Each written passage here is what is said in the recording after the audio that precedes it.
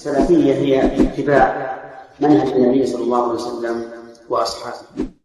أولى رسائل هذه الحلقة وردت من شخص رمز لاسمه بعين ألف عين، يقول في رسالته: نحن في مطلع العام الهجري الجديد، ويتبادل بعض الناس التهنئة بالعام الهجري الجديد قائلين: كل عام وأنتم بخير، فما حكم الشرع في هذه التهنئة؟ بارك الله فيكم. بسم الله الرحمن الرحيم.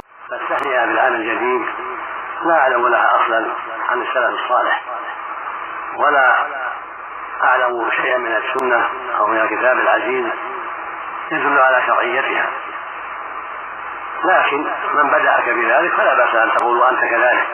إذا قال لك كل عام وأنت بخير، أو قال كل عام وأنت كل خير، فلا مانع أن تقول له وأنت كذلك، أسأل الله له لك كل خير أو ما أشبه ذلك. أما البداءة فلا أعلم لها أصلا.